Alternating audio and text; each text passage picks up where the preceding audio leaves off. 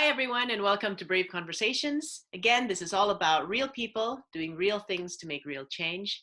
And today we have with us Ruth Bruce, who is a professional organizer and professional data organizer, to be exact. Ruth has worked with many large companies in the past and has taken care of a lot of different angles of admin and organization. And now, recently, less than a year ago, she made the brave decision to go into her own business and is now a self-employed virtual assistant slash data organizer, all-in-one problem solver for everything. The one thing that impressed me out of Ruth is that she has a very diverse uh, ability to solve virtually any problems that we business owners can't be bothered to solve.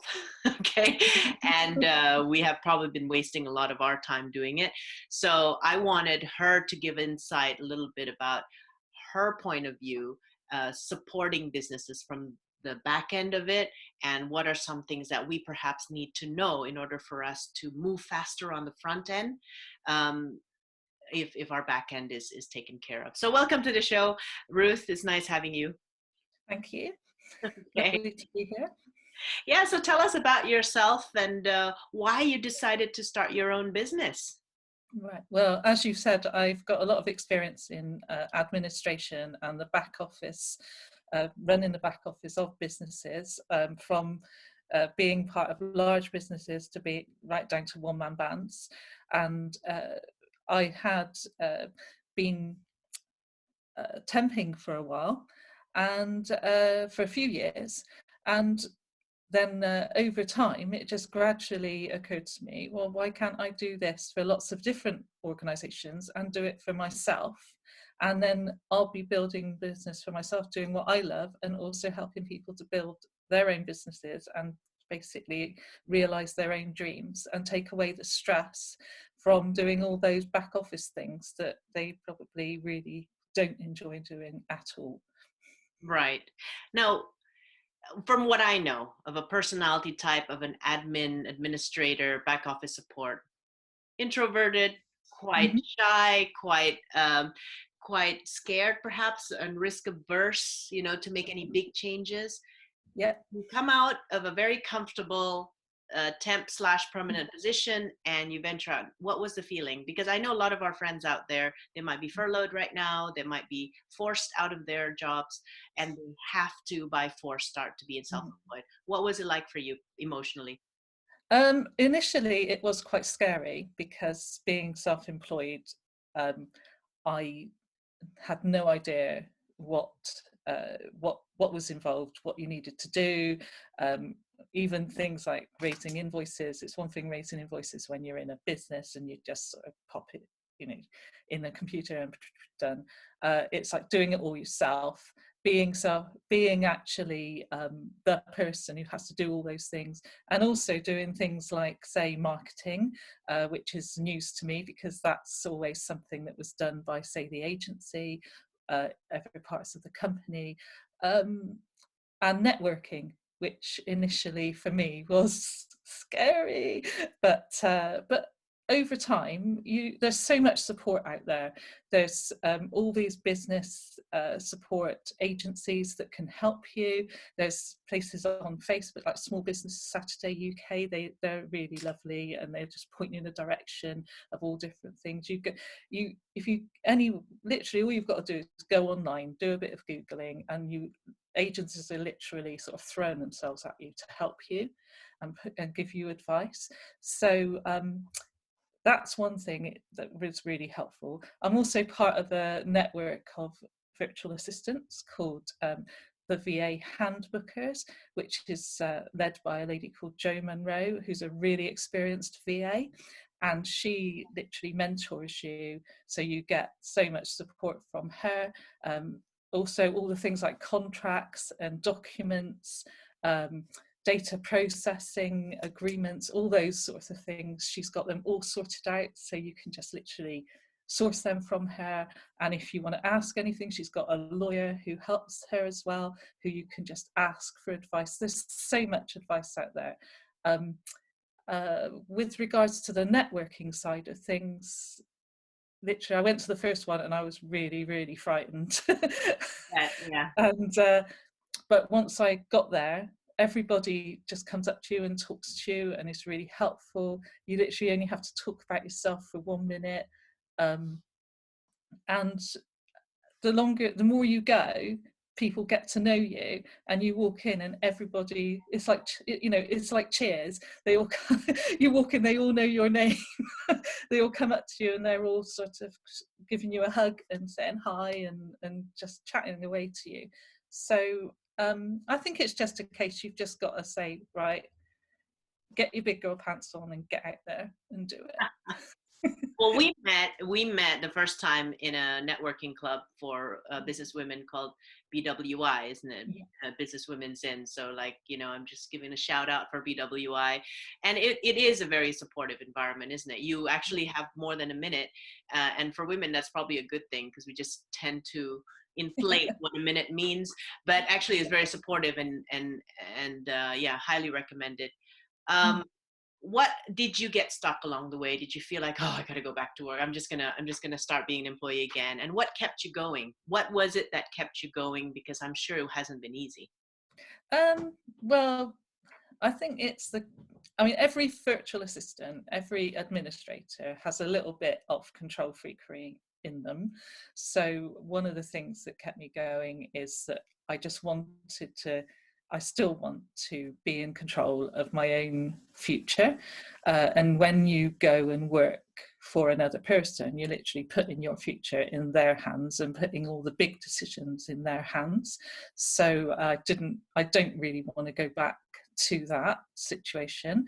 The other side of it is, we're all, I suppose it's different to the way that other people will work, but as I'm a list maker, I'm a person who looks at goals and says, right, I want to get to this point.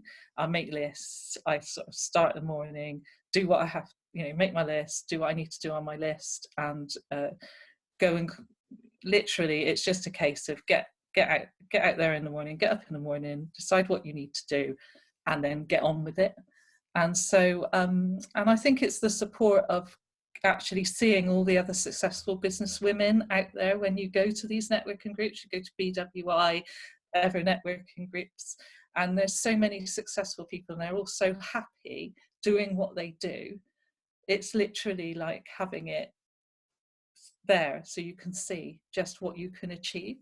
So overall, it's just, that's what's kept me going, is and I suppose just, I'm quite stubborn, so I know what I want, and I want to just carry on and get it. Yeah, so listen to that, kids. Being stubborn is a good thing, right? Don't let your friends tell you otherwise. That's good. And one of the things I did remember about you is we were in a BWI big event, and the room, I was like, networking around the room, and your name was already very well known as someone who gets the job done, and was very professional in that. I know when you talk to people like me, we own businesses, we're self-employed, we just don't feel like we need a virtual assistant. We just feel like, oh, we're going to save money and we're going to do it on our own. What's been your experience? Because I know you've worked with a lot of clients. What was the business opportunity? What was the opportunity that opened up to entrepreneurs once they start having you as their administrator? Well, the people who don't use virtual assistants, or haven't used a virtual assistant before, what tends to happen is you're trying to rob Peter to pay Paul the whole time. So what you're doing is you're doing everything. You're wearing loads and loads of hats. You're kind of doing a mad, manic Mexican hat dance the whole time, because you're trying to do what you set your business up for. And then you're thinking, right, I've got to do that spreadsheet, I've got to do that invoice, I've got to go in and type something into some database, I've got to submit this, I've got to do that, and I've got to start using all these systems that I've never used before, or that I hate using.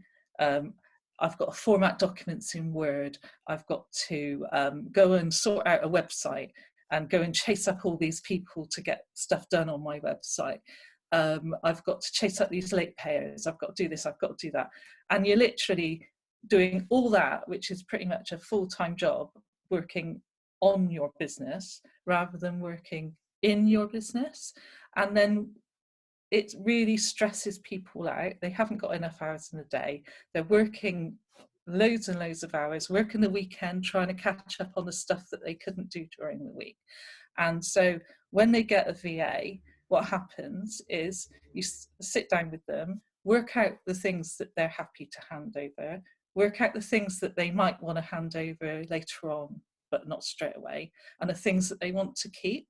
And then they can literally, it's like a road to Damascus moment, their eyes literally light up because they think, yeah, look at this, I can get rid of at least a third of this stuff straight away. You Because know what I don't get these days? Back in the days when I first started working in the mid 90s, all you had was Microsoft, right? A yeah, Word document here, we know how to process Word documents. Data is Excel, and then you have charts and presentations. However, now what sometimes it's hard for me to keep up with are all these new quirky softwares that supposedly makes it easier, and then by oh the yeah, time I sign up for one, 6 months later there's a new version and it's supposed to be better, and then as soon as I feel like I found the perfect one, there's another Facebook ad that tells me there's a better one cheaper, right? So what do you do to keep up with this thing? Because I think one of the things obviously that I would, if I were working with you, I would expect you to know is what is the best and the most effective software for me, right? Obviously we're yeah. beyond just Microsoft, right? What do you do? I mean, do you read about these things every day? Is that what fun looks like to you? Yeah, you tend to sort of keep up to, uh, yeah, you tend to keep up together, I don't know, you tend to keep up together with those. What I tend to do is keep up with those sorts of softwares. There's certain things you can't keep up with everything. It's like in any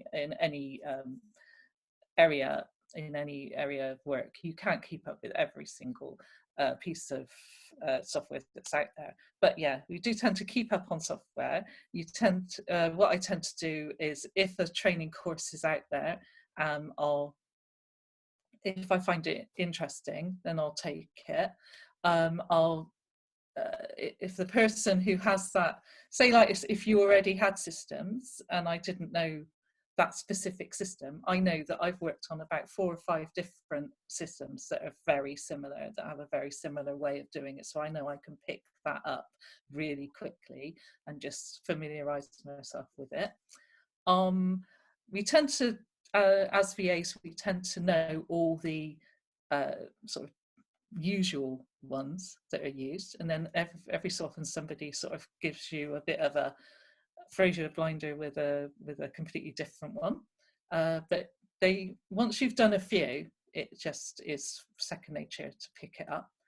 In respect of, say, changing from one system to another one, say, the best thing to do is to plan it. And part of my background is in project coordination and project administration, because I'm Prince 2 qualified and APM qualified as well. And basically what I say is, well, let's have a look at what are the benefits of your current system and the one you're thinking of. Is there some massive benefit that you would get from moving to that system?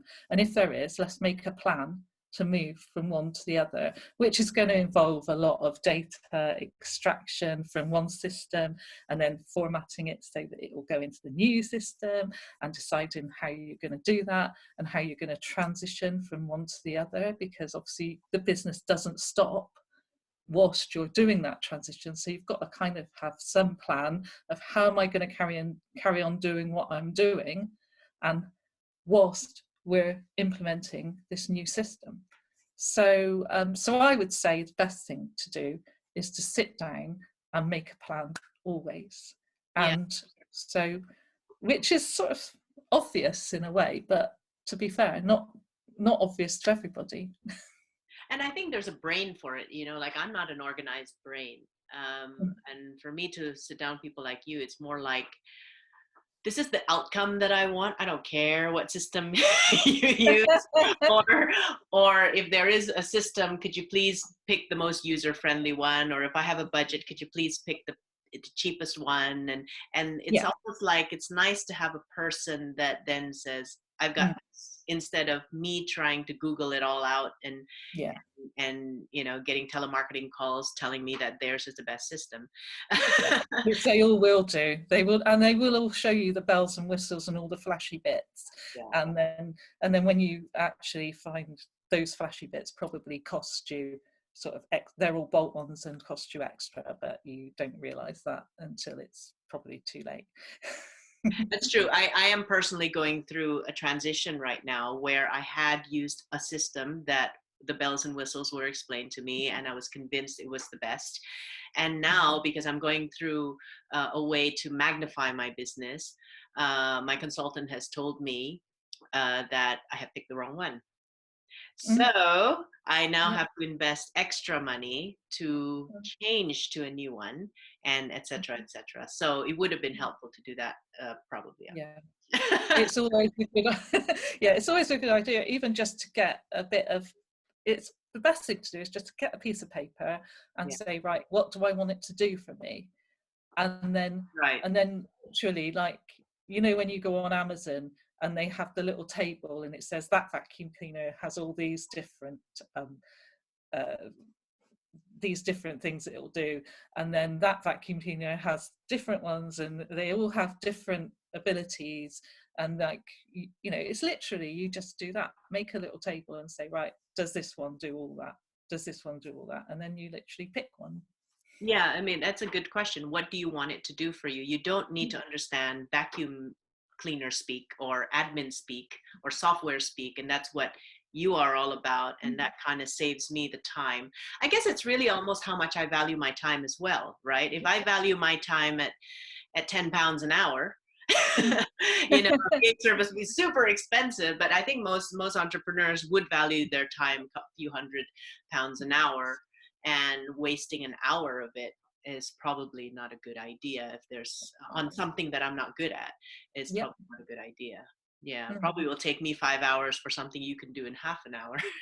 Exactly. And even just sitting down together and saying, right, okay, let's spend an hour of your time to work out what are the benefits that you need from this new system or from this new process. And then that further down the line could save you 10 hours, 20 hours, even more hours, probably 50 or 60 hours. And when you think about that in terms of how much it is in cash per hour for you, it just is, it just sells itself. It just makes so much sense. And being in a project background, um, it's just second nature to me to think that way. Yeah, see, that's so weird. I'm so happy that there's people like you around, because if the whole world was like me, it would be the messiest world you could ever see in your life. I think life is fair. You've got different skills for different things. Um, when so Ruth and I basically, I just gotten to know each other kind of thing, because I've heard a lot about her and everything. And then I went to her LinkedIn, and then I saw that her testimonials were just like, who is this girl, right? She has testimonials about obviously admin and organization. She had testimonials about data processing. She has testimonials. The one that was really threw me off was, oh, thanks to Ruth, our social media engagement has gone up XYZ% because she was managing it. I was like, what are you, right? And then so I told Ruth, when we first spoke, I was like, you shouldn't call yourself a virtual assistant, because it's like you're etc. It's like you're the person to call if I don't want to do something. you know? Yeah. I don't want to do it, girl. Yeah, And then you've got to try and find some kind of sort of tagline that yeah, says what it is. one-stop shop solution to anything you don't want to do. But Yeah. there, you also mentioned that you've got a specialism of something. That's something that you've got a real knack in. Can you explain that to us? Well, my specialism is data and spreadsheets and analysis, and it's very difficult to explain that without getting slightly techie. But what I do is I take all the information that you have about your organization, and then I organize it in such a way that you can use that information and access that information to the benefit of your business. Yeah. So say if information about customers, say what they like now, what they've bought from you in the past, you say your existing customers, you can then look at that information and say, okay, I've got this new product, or I'm thinking of having this new product or service, and which customers would be interested in that. And even just saying, right, okay, I'm thinking of having this new service. How many customers of my existing customers would be interested in that? Because they know, like, and trust you already. So they are the easiest people to sell to because they know you. And so you can look at that and say, well, okay, maybe sort of 10% of my customers would like that new service. Is that enough to actually invest in making that service, in actually bringing that service online? 10%. Say that's one of the things that Yeah. I can do with data. And there are so many other things. It's literally, and it saves you from investing in something that might not actually be right for you. Yeah, I think that's important. And I wanted to bring that up because I think a lot of people just, especially when they get excited in growing their business, they think investing in many things is better than investing in one or two things. But Yeah. as we know in the industry, just a couple of years, it's been all about big data, and many of us don't have that kind of scale of company, but data itself is so important to make decisions based on data. However, processing data, it's Mm-hmm. like data is something, but how do we turn it into information? How do we turn that into knowledge so that it can improve our decision making? Because ultimately, whatever that data is means, it's supposed to improve my decision making. Yeah. Ultimately, it's data for the sake of data means nothing, No. right? Yeah, but what are the, because okay, so I mean you've handled a lot of customers. What are typically, from your experience, what are the top tips people can do if they've got no system in place for data, to the point where they want a perfect system in place, a huge leap, but where can they start so that people like you can work a little bit faster and more efficient? Okay. Well, the first thing they need to do is get all the information that they have. Say if you've got it on business cards, you've got it on, people have it in these little boxes with little index cards in them, in a filofax, in your head, on spreadsheets that could have lots and lots of different versions of the truth. And anywhere in the boot of your car, in a crate. Oh. If yeah, I have seen people who've got stuff literally written on the backs of cigarette packets. It's just literally everywhere. And the best thing to do is to get all this stuff together and actually put it in, say, a list, a spreadsheet, if you're comfortable with that. Get someone to do it for you. Get someone to literally put it in a spreadsheet. And that's one thing I would say is get it out of all the places, all the diverse places, and get it in one place. Because at least if you've got it in one place, then you can look at it, you can sort it, you can filter it, and things like that. The second thing I would say is think about what you want to use that data for, because there's no point in having all this stuff organized, and if it's organized in the wrong way and it doesn't actually serve the purpose that you need it for, then it's just completely useless to even start. I wouldn't even get everything together, but I wouldn't even start on making some kind of system without knowing exactly what you want that system to do for you. And then the third thing is I would get someone like me to work with you, because if your brain is an analytical brain, then the best thing you can do is hire someone in who's got a brain that works that way, and tell them what you want. Don't let them dictate to you what you want. Okay, they can dictate to you how to do it because that's their skill set. But don't, at the end of the day, it's up to you what you want it for. And everything to do with data and information and systems is they should do for you what they should do what you need them to do. And if you've got this whole sort of whizzy system in there and it just does completely the wrong thing, then it's a complete waste of your time and your money. Yeah, that makes a lot of sense. I like that 3-step process. And I assume that for me, step number 1 would be not put it in the list, but put it in a box, including the cigarette wrappers.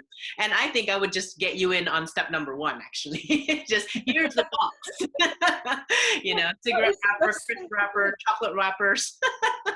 Yeah, exactly. That is the best thing to do, is literally get all the bits of paper, all the bits, because people, it's like I say, the amount of various places that people have kept information is just mind-boggling. And the best thing to do is get a big box and stick it all in a box. And every time you find a bit of information, chuck it in the box. Well, chuck it first, because chuck it in the box. don't put your laptop in the box though. We did talk a little bit about we did talk a little bit about using all these fancy softwares, but what you made me realize through our conversation was Excel, right? Do simple things first. You didn't go off, you should do this online cloud-based software. You actually said, let's get down to basics, do it on Excel, and then only transfer it out when you need it. Yeah, what you can do is, and what I would recommend to do is get it all on an Excel spreadsheet, a really simple one that literally just, if it's just a customer list, because all the whizzy software, what it will do is it will take your customer journey, if you will, right from the start when they're a prospect, right the way through to them being a customer, to them buying something from you, and from you invoicing them. It will do the whole thing. But especially now, what people want is they just want a list of customers and what those customers like, or what the last thing they bought from them, and then they want to be able to say, right, okay, I'll filter it.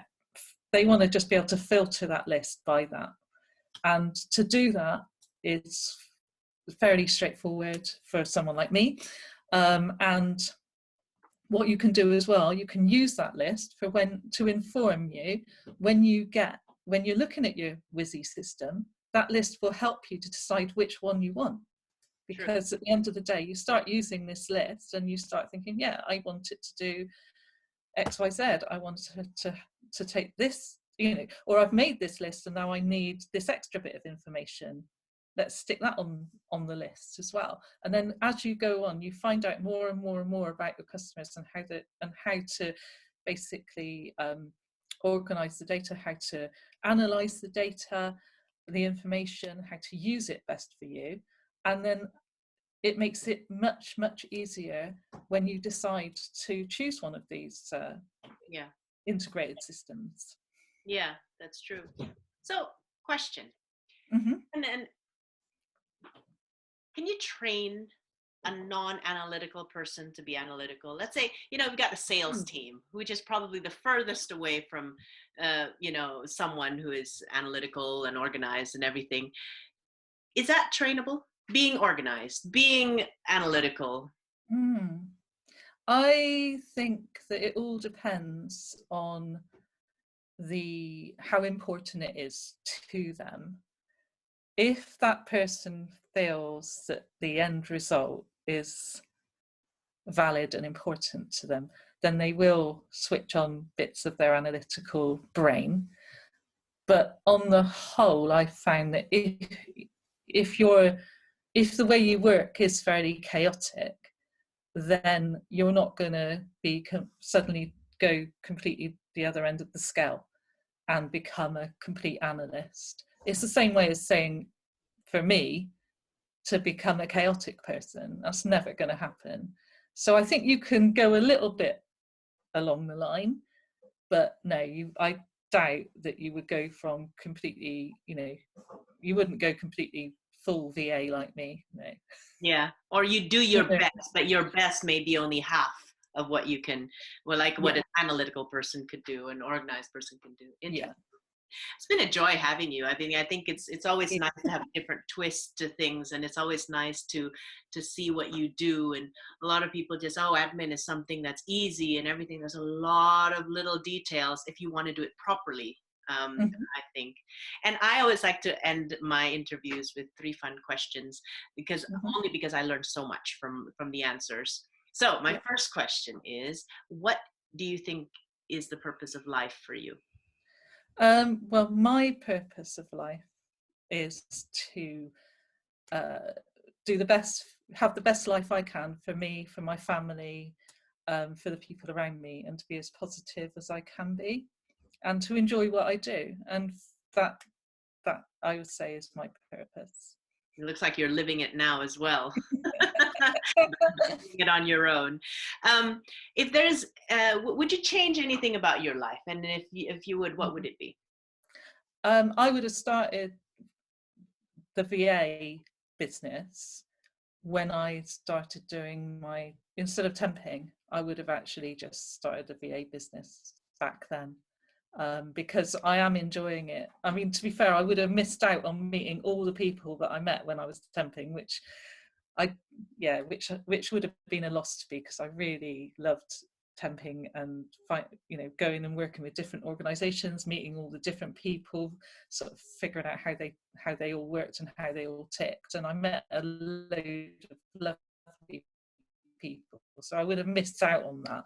But yes, I think I would have started being self-employed and having a virtual assistant business a lot earlier. Good.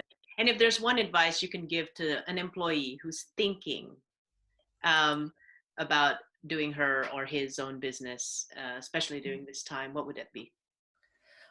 I would say look into what's available to help you. There's things like the NatWest. They rebranded it. It's called NatWest Business Builder now, and it actually is it helps you. They give you advice. You don't have to pay them anything. They're ever, say there's Small Business Saturday.